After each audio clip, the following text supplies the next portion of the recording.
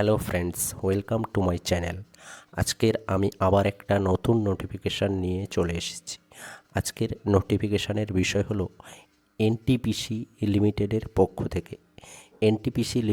পক্ষ থেকে বেশ কিছু রিক্রুটমেন্ট করা হবে। তো এখানে কি বলা হয়েছে? এখানে বলা হয়েছে যে এখানে দেখো বলা হয়েছে পোস্টের নাম কি? পোস্টের নাম হচ্ছে এক্সিকিউটিভ। এখানে বলা হয়েছে NTPC is looking for experienced professional on fixed term basis as per details given below. অর্থাৎ নির্দিষ্ট টার্মের ভিত্তিতে এক্সপিরিয়েন্স প্রফেশনাল নিয়োগ করা হবে। নাম্বার অফ পোস্ট অর্থাৎ কতগুলো পোস্ট আছে? টোটাল পোস্ট হচ্ছে 15টা। কোয়ালিফিকেশান কি আছে? কোয়ালিফিকেশান এখানে বলা হয়েছে master degree from a recognized university in Hindi with English as the compulsory elective subject or as a medium of examination at the degree level. অর্থাৎ মাস্টার ডিগ্রি কমপ্লিট থাকতে হবে এবং সেখানে হিন্দি এবং ইংলিশ কম্পালসারি থাকতে হবে, অথবা master degree from recognized university in ইংলিশে মাস্টার ডিগ্রি থাকতে হবে।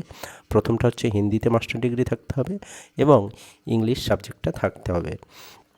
তারপরে এখানে বলা হয়েছে ইংলিশে মাস্টার ডিগ্রি, তারপর বলা হয়েছে Hindi as a compulsory elective subject or as the medium of examination at the degree level. অর্থাৎ হিন্দিতে মাস্টার ডিগ্রি থাকতে হবে, এক্সামিনেশান হচ্ছে ইংলিশে হতে পারে, আবার ইংলিশে মাস্টার ডিগ্রি এক্সামিনেশন ল্যাঙ্গুয়েজ হিন্দিতে হতে পারে।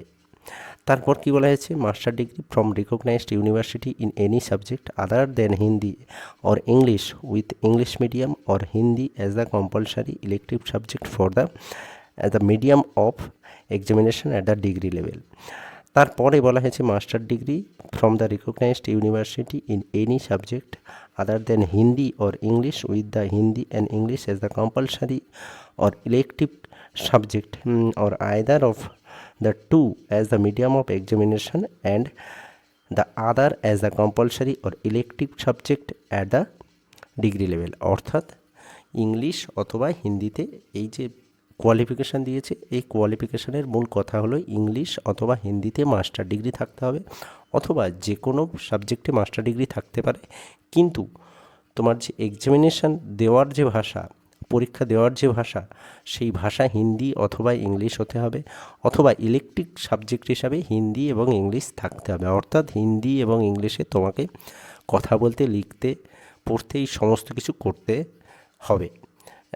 মানে তুমি পারবে সেই বুঝে তোমাকে অ্যাপ্লাই করতে হবে। তুমি যে কোনো বিষয়ে মাস্টার ডিগ্রি থাকতে পারো, অর্থাৎ মাস্টার ডিগ্রি তোমাকে থাকতে হবে, তার সঙ্গে ইংলিশ হিন্দির উপর জোর দেওয়া হয়েছে। তারপর এক্সপিরিয়েন্স এখানে দেওয়া আছে 1 ইয়ার এক্সপিরিয়েন্স, ওই বিষয়ের যে এক্সপিরিয়েন্স থাকা প্রয়োজন সেই সম্পর্কে এখানে বলে দেওয়া হয়েছে। তারপরের গুরুত্বপূর্ণ বিষয় হলো যে আপার এজ লিমিট হচ্ছে কত বলা হয়েছে না, 35 বছর। 35 বছর হচ্ছে আপার এজ লিমিট। এইবারে টেনিয়ার অফ এঙ্গেজমেন্ট, অর্থাৎ এখানে নির্দিষ্ট সময়ের ভিত্তিতে, সময়ের জন্য কিন্তু নিয়োগ করা হবে। এখানে বলা হয়েছে যে minimum fixed term engagement of 3 years, অর্থাৎ 3 বছরের জন্য তোমাকে নিয়োগ করা হবে। এইবারে 2 বছর পরে কিন্তু পরে আরও 2 বছর বাড়তে পারে। 3 বছরের জন্য তোমাকে নিয়োগ করা হবে, পরে প্রয়োজন হলে আরও 2 বছর বাড়তে পারে। এইবারে এখানে পোস্ট টোটাল যে 15টা পোস্ট, সেখানে আনরিজার্ভে টোটাল 8টা, ইডব্লিউএস 1টা, ওবিসি 3টে, এসসি 2টো, এসটি 1টা পোস্ট। এই হচ্ছে টোটাল পোস্ট। তারপরে এখানে বলা হয়েছে আইডেন্টিফিকেশান টাইপ, অর্থাৎ ডিসেবল পার্সনদের জন্য কী কী ক্রাইটেরিয়া আছে, তারপর হচ্ছে হেলথ রিলেটেড কী কী ক্রাইটেরিয়া আছে সে সম্পর্কে এখানে বলে দেওয়া হয়েছে। তারপরে এখানে আপলোড ডকুমেন্টস, কী কী ডকুমেন্টস আপলোড করতে হবে না, ক্লাস 10-এর যে পাস সার্টিফিকেট, তারপর হচ্ছে Aadhaar card, PAN card, Aadhaar card and PAN card, অর্থাৎ আধার কার্ড, প্যান কার্ড, তারপর মাধ্যমিকের মার্কশিট, অথবা তোমার হচ্ছে সার্টিফিকেট, তোমার অ্যাডমিট কার্ড, তারপরে হচ্ছে গ্র্যাজুয়েশনের যে সার্টিফিকেট, তারপর হচ্ছে মাস্টার ডিগ্রি সার্টিফিকেট, তারপর হচ্ছে এক্সপিরিয়েন্স, কাস্ট সার্টিফিকেট, এই সমস্ত কিছু, ইডব্লিউএস সার্টিফিকেট থাকলে ইডব্লিউএস সার্টিফিকেট, ডিসেবিলিটি সার্টিফিকেট থাকলে ডিসেবিলিটি সার্টিফিকেট, অর্থাৎ এই রিলেটেড সমস্ত সার্টিফিকেট তোমাকে আপলোড করতে হবে। তারপরে এখানে বেশ কিছু জেনারেল কন্ডিশান দিয়ে দিয়েছে, অর্থাৎ ভারতীয় হতে হবে, আরও বেশ কিছু কন্ডিশান এখানে দিয়ে দেওয়া হয়েছে। তারপর কিভাবে তুমি অ্যাপ্লাই করবে। আচ্ছা, পেমেন্ট মোড হচ্ছে অফলাইন মোডে পেমেন্টের জন্য হচ্ছে এই যে অ্যাকাউন্ট নাম্বার দিয়ে দেওয়া হয়েছে, সেখান থেকে তুমি অফলাইন মোডে পেমেন্ট করতে পারো, অথবা অনলাইন মোডে ক্রেডিট কার্ড ডেবিট কার্ডের মাধ্যমে তুমি পেমেন্ট করতে পারো।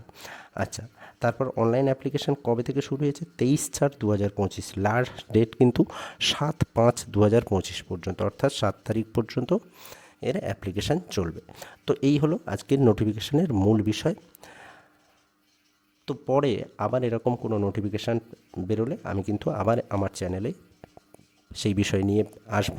তো যাদের এই সম্পর্কিত এইরকম বিভিন্ন চাকরি সম্পর্কিত বিভিন্ন নোটিফিকেশানের প্রয়োজন, তারা চ্যানেলটিকে অবশ্যই সাবস্ক্রাইব করে রাখতে পারো। ধন্যবাদ।